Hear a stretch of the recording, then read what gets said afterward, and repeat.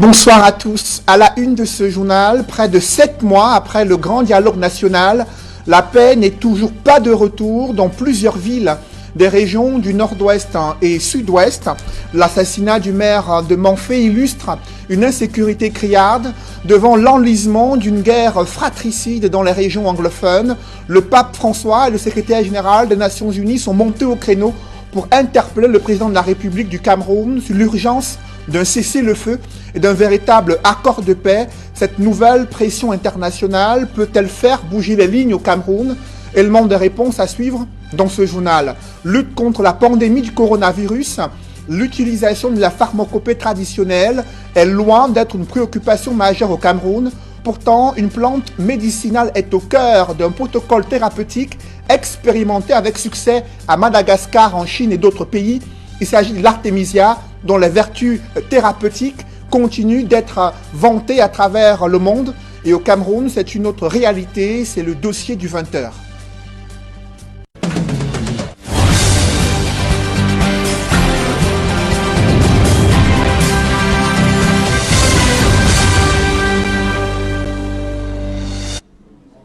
Merci de suivre cette édition complète de l'information sur Equinox Télévision. Devant la multiplication des cas de Covid-19, plusieurs autorités locales sont inquiètes, notamment dans le département du Dian, situé dans la région du sud-ouest.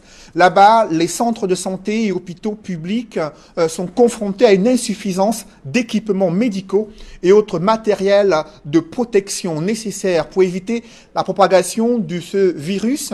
Également, réduire les risques de contamination et transmission communautaire de cette maladie à coronavirus. Le préfet a tenu à interpeller le gouvernement sur le manque de moyens dans son territoire de commandement. Des précisions avec Derek Diator et Jean-Paul Chouniat.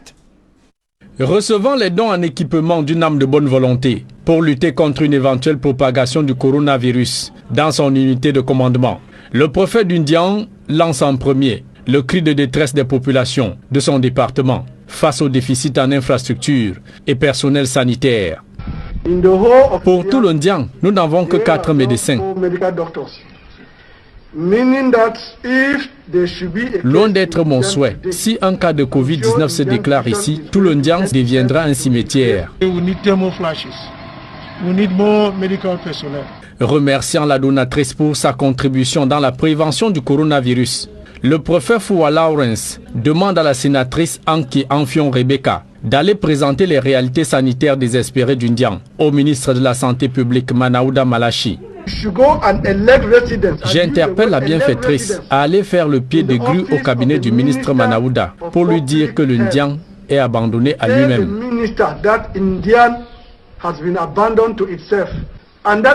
L'hôpital de district de Mundemba a 4 infirmiers.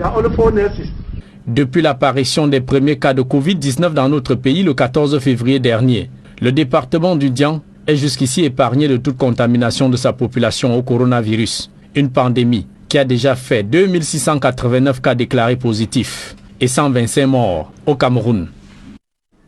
Au regard du non-respect des mesures barrières édictées par les pouvoirs publics et évoquées dans plusieurs reportages d'Equinox Télévision, les autorités administratives annoncent l'intensification des contrôles visant le respect de ces mesures.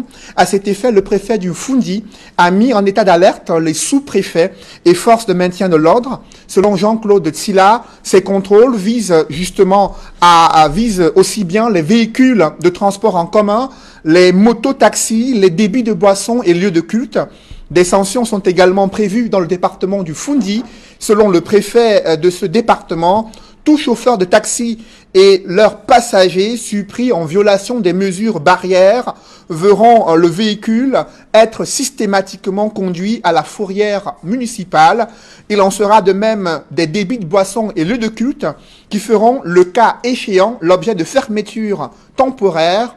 Quant aux habitants de la cité capitale, réfractaires au port systématique du masque dans les lieux publics, le préfet du Fundi affirme qu'ils seront interpellés et remis en liberté après avoir arboré le masque. Ces opérations de contrôle, suivies d'une phase répressive, sont prévues à partir de jeudi 14 mai 2020, selon un communiqué de Jean-Claude Silla. Évoquons à présent les vertus de cette plante médicinale, l'artémisia, encore ignorée par les autorités camerounaises, et pourtant elle a des vertus thérapeutiques expérimentées dans plusieurs pays, en Asie et aujourd'hui à Madagascar, où il y a un protocole thérapeutique spécial à base de la pharmacopée traditionnelle, notamment l'artémisia, afin de permettre aux patients atteints du Covid-19 de retrouver la santé. Comment expliquer cette négligence de cette plante médicinale? Quelles sont ses vertus thérapeutiques? Élément de réponse avec Flavien Valodongo. Artémisia, cette plante médicinale, moins célèbre par le passé, mais efficace, est de plus en plus sollicitée par des populations depuis l'arrivée du coronavirus au Cameroun. Artémisia est une plante qui traite beaucoup de maladies, très connue pour le traitement du paludisme, pour le traitement des cancers et beaucoup d'autres pathologies. C'est une plante qui a des activités antimicrobiennes diverses. Exploitée par la Chine depuis des lustres, son efficacité dans le traitement du paludisme démontre, et selon des chercheurs camerounais, qu'elle neutralise aussi le virus du corona. Artémisia est combinée souvent à d'autres molécules fabriquées de façon synthétique et acceptée par tous. La chloroquine étant célèbre, on a testé Artémisia et on a vu qu'effectivement cette plante était efficace contre le paludisme et bien entendu contre la Covid-19. La pharmacopée africaine en général et camerounaise en particulier dispose des plantes médicinales efficaces contre plusieurs maladies. Seulement, l'efficacité de ces médicaments est parfois diluée par l'influence des puissances pharmaceutiques mondiales. Artémisia, comme le quinquona, comme d'autres plantes médicinales africaines, sont connues pour leur efficacité et très souvent utilisées. Le problème se pose, cette mauvaise foi, je dirais, des scientifiques modernes de ne pas accepter la science traditionnelle africaine. L'enseignant-chercheur de la santé des Camerounais. Malgré de lourdes pertes subites par les initiateurs de ce projet suite à la destruction de leur champ il y a environ 5 mois, les travaux y ont timidement repris. On nous a taxé de dealers, de producteurs de chanvre. Donc il y a eu d'abord ce dégât moral là, avant de voir le dégât matériel. C'est un champ qu'on a détruit, donc voilà. Ici, on y retrouve l'Artémisia annua et Afra, 2 plantes médicinales qui auraient, selon les initiateurs de ce projet, des vertus préventives et curatives, non seulement contre le paludisme, mais également contre la pandémie de l'heure, à savoir le Covid-19. On peut conseiller la tisane d'Artémisia ou l'infusion, oui, la tisane, pour la lutte contre le Covid. Même la macération, on peut faire des macérations. Et les fumigations, on fait la macération et on boit. Ça peut lutter contre le Covid. Mais notre but premier, c'était la lutte contre le paludisme. Tout commence par la germination sur un sol léger pendant environ 1 mois. Ensuite, intervient la transplantation des plantes en champ avec intervalle d'1 mètre. La récolte intervient après 6 mois ou au plus tard, dès l'apparition des premières fleurs, s'agissant surtout de l'Artémisia annua. Juste un germoir sur un sol meuble et du soleil, car l'Artémisia pousse très bien dans des zones ensoleillées. Ici, les récoltes et la transformation se font encore de manière artisanale. On la découpe, on la sèche. Quand c'est sec, on tamise pour faire descendre les feuilles, parce que les feuilles, on ne les écrase pas. On va broyer ce qu'il y aura comme tige, un peu solide, suivant une certaine granulométrie. Et quand on revient maintenant, on mélange et les tiges et les feuilles pour en faire un lot. Et après, on conditionne en sachet de 40 grammes pour un traitement de 7 jours. Réunis autour d'une association pour la promotion de l'éducation communautaire et la protection de l'environnement, l'autre innovation est désormais la création des jardins scolaires pédagogiques dans certaines écoles primaires de la ville de Baganté avec l'introduction de la plante Artémisia. Une autre partie est réservée pour la vente qui sera retournée à l'école en termes de bourse. C'est ainsi que des jardins d'expérimentation de la plante Artemisia sont désormais visibles dans plusieurs localités du département d'Yaoundé et l'Artemisia, après conditionnement, se vend désormais en sachet dans plus passes commerciales de la ville de Banganté. Vous l'avez vu, cette plante médicinale qui existe au Cameroun est au cœur d'un protocole thérapeutique spécial expérimenté avec succès à Madagascar. Le Covid organique présenté par le président malgache qui a essuyé de vives critiques et des réserves émises par l'Organisation mondiale de la santé, évoquant des doutes sur l'efficacité de ce remède issu de la pharmacopée traditionnelle. À cet effet, interrogé sur les antennes des télévisions françaises, André Rajolina revient sur la controverse autour du Covid organique. Le Covid organique est bien évidemment un remède préventif et curatif contre le Covid-19 qui fonctionne très bien. Et d'ailleurs, c'est le fruit des recherches réalisées par l'Institut Malagasy de recherche appliquée qui a le statut de centre régional de recherche par l'Organisation de l'Union africaine. Vous savez, on parle dans ce remède, on parle beaucoup de l'artémisia. Ce qui se pose aujourd'hui, vous m'avez posé la question, mais j'ai une question quand même à vous poser. Si c'était pas Madagascar, mais si c'était un pays européen qui aurait découvert en fait ce remède, est-ce qu'il y aurait autant de doutes? Je ne pense pas. Mais ce que je peux vous dire aujourd'hui, que le cas des malades à Madagascar et aussi ceux qui ont pris. Est-ce que ce remède Covid organique mis en place à Madagascar et expérimenté avec succès selon le président malgache, ce remède a-t-il respecté les essais cliniques recommandés par l'OMS? Le président malgache balaie d'un revers de la main ses critiques, évoquant les observations cliniques respectées selon un protocole spécial pour des médicaments et des traitements issus de la pharmacopée traditionnelle. Je vous propose d'écouter une fois de plus le président malgache. Il ne faut pas confondre essais cliniques et observations cliniques. Quand on parle de Tambav CVO, on a le statut de remède traditionnel amélioré. Quand on parle d'un remède traditionnel amélioré, le système de validation est différent de celui d'un médicament.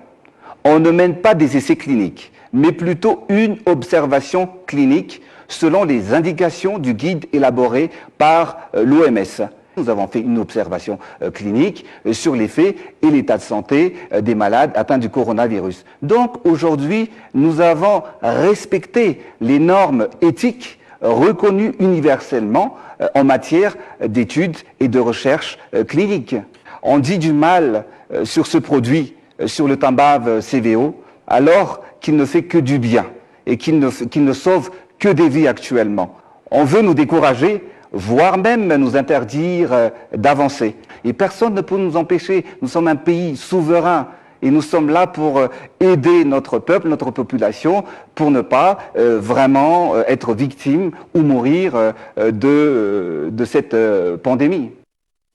Au-delà de ces protocoles thérapeutiques issus de la pharmacopée traditionnelle, une autre préoccupation de l'Organisation mondiale de la santé, c'est la probabilité d'une rentrée scolaire d'ici le début du mois de juin au Cameroun. L'OMS qui a évoqué de nouvelles directives à respecter pour éviter les risques élevés de contamination au Covid-19 sur les campus scolaires. Quelles sont ces nouvelles directives de l'OMS? Le Cameroun a-t-il les moyens et les ressources de les mettre en application? Des précisions dans ce reportage signé François Dikoumé et Nadine Yambo. Près de 2 mois après la fermeture des écoles en raison de la pandémie du coronavirus, l'éventualité d'une reprise des cours pour les élèves le 1er juin 2020 est au centre des préoccupations de l'Organisation mondiale de la santé. Pour freiner la chaîne de transmission, l'OMS pose comme condition sine qua non à la réouverture des écoles le port du masque obligatoire pour tous les élèves et le corps enseignant. Dans un document publié le 11 mai 2020 sur son site officiel, l'instance suprême de la santé mondiale préconise également 1 mètre de distance entre chaque élève. Ils doivent par la même occasion respecter scrupuleusement les autres gestes barrières, à savoir le lavage des mains au savon. Pour ce faire, les responsables d'établissements scolaires doivent fournir suffisamment des bornes de lavage des mains et du gel hydroalcoolique à l'entrée, tout comme au sein du campus scolaire. L'Organisation mondiale de la santé recommande un nettoyage quotidien et une désinfection systématique des surfaces fréquemment touchées telles que les poignées des portes, les bureaux, les salles de classe, les toilettes, les livres, les équipements et les aires de jeu. Les déplacements au sein de l'établissement scolaire, tout comme les temps de récréation, doivent être réorganisés et coordonnés pour éviter les attroupements. Les entrées et les sorties doivent se faire de manière échelonnée. Si cela est même possible, les élèves peuvent manger dans les salles de classe sur les tables bancs. Selon l'OMS, si un élève ou un enseignant présente des symptômes du coronavirus, il est préférable qu'il reste à la maison pour ne pas mettre en danger la vie des autres. Malgré les recommandations de l'OMS, l'UNESCO redoute des difficultés de mise en application de ces mesures dans les zones en conflit et les lieux pauvres.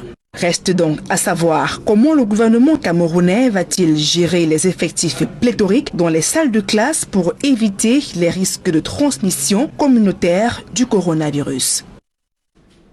Sans avoir levé les mesures de fermeture des frontières terrestres, aériennes et maritimes, le gouvernement autorise la reprise des vols pour certaines compagnies aériennes, une décision qui suscite des interrogations au moment où des cas de Covid-19 ne cessent de se multiplier au Cameroun.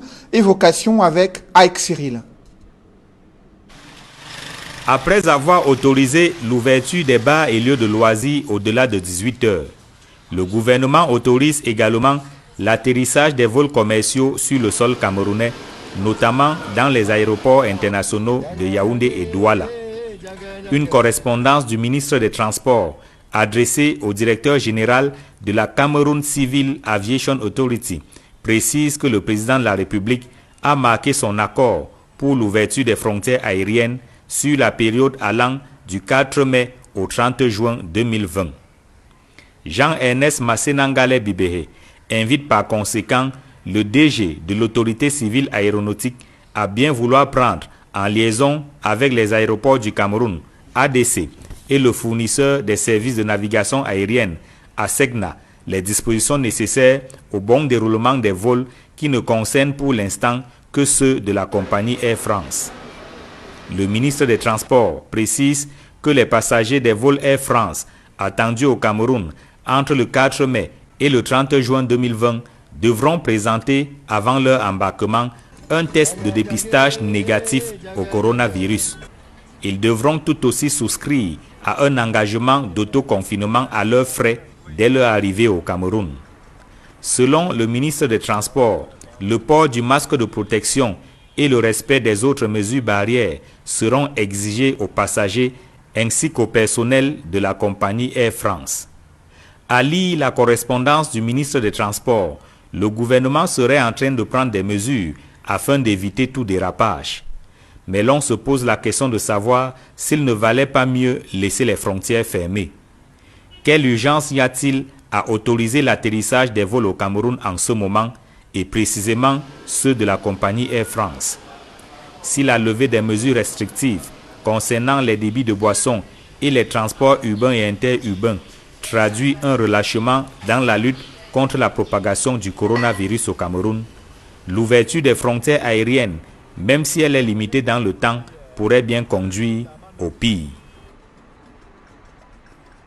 L'évolution de la pandémie du Covid-19 a-t-elle influencé négativement les réserves de change au sein de la communauté économique et monétaire d'Afrique centrale, alors que certains ont prédit une probable dévaluation du franc CFA?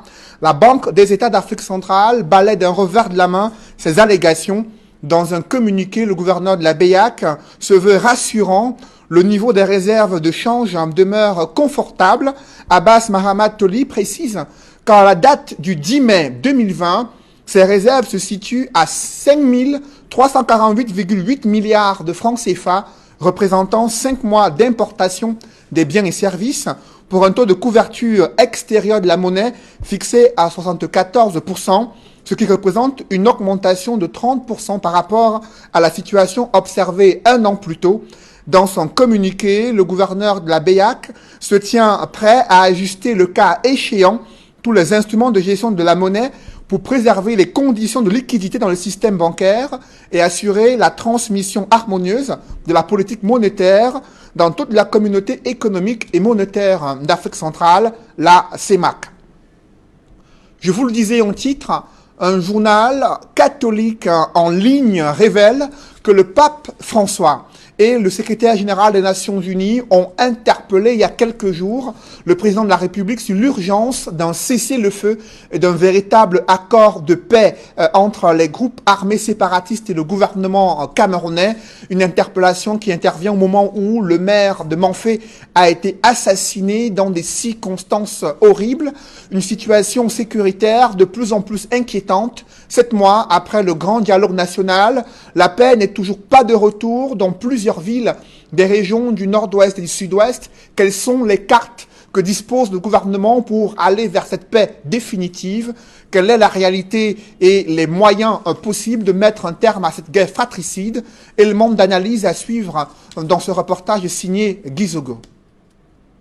L'assassinat du maire de Manfé, Achou Priestley Odjon, attribué aux combattants séparatistes, vient rappeler brutalement que l'escalade militaire dans le nord-ouest et le sud-ouest est loin de s'estomper. Ces derniers mois, l'intensification des actions militaires de l'armée sur le terrain, marquée par des résultats probants à certains moments, faisait dire aux officiels que la situation revenait à la normale dans le nord-ouest et le sud-ouest. Pourtant, derrière ce vent d'optimisme, certains faits graves incitaient à s'interroger sur la réalité du terrain.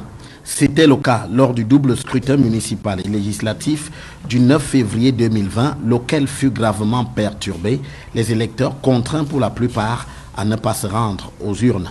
Et bis repetita avec le drame de Ngarbou en février dernier, marqué par l'exécution des civils, illustrant la volatilité de la situation. Puis, avant d'en arriver à la mort du maire de Manfé, d'autres événements, dont le décès d'un nourrisson dans des conditions troubles, ont également défrayé la chronique. Si récemment, avec la survenue de la pandémie du Covid-19, les séparatistes ont annoncé qu'ils observaient un cessez-le-feu sans qu'on puisse le mesurer effectivement sur le terrain, l'armée n'en a pas fait autant. Du coup, l'après-dialogue national, censé contribuer à circonvenir cette crise, semble ne plus opérer son charme du fait que la visibilité des actes qui en découlent n'est pas assez forte. Ces derniers jours, des sources, notamment dans la presse britannique, laissent entendre que le secrétaire général de l'Organisation des Nations Unies, Antonio Guterres, s'activerait auprès de Paul Biya pour parvenir à en cesser le feu. Un espoir peut-être pour arriver enfin à un grand pas vers la paix dans le nord-ouest et le sud-ouest. Dans le chaudron de la crise anglophone, 17 hommes présentés comme des sécessionnistes ont capitulé. Ils ont été présentés en triomphe par les autorités administratives locales dans le coupé Manengouba. Ils ont également exprimé les raisons pour lesquelles ils ont choisi de prendre les armes, évoquant le chômage, les difficultés quotidiennes, la misère, pour justifier leur prise d'armes et le fait qu'ils se soient rebellés contre les autorités camerounaises.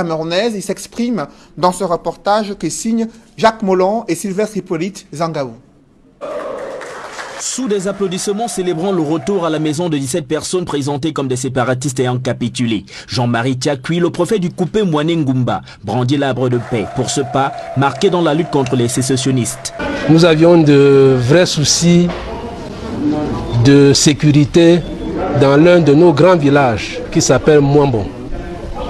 Et aujourd'hui, à l'image de l'enfant prodigue, le village Mwambon est revenu au sein de la nation.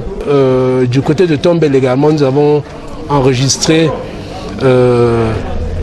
quelques sécessionnistes qui ont finalement abandonné pour rejoindre, pour revenir à la raison. Donc je peux affirmer aujourd'hui que le département du coupé Manengumba revient progressivement, les choses rentrent progressivement dans l'ordre. Pour des raisons de sécurité, nous choisissons de ne pas révéler l'identité de ces présumés anciens sécessionnistes. L'un d'entre eux explique pourquoi ils ont rejoint les rangs du mouvement virtuel de l'Ambazonie avant de prendre la décision de laisser les armes.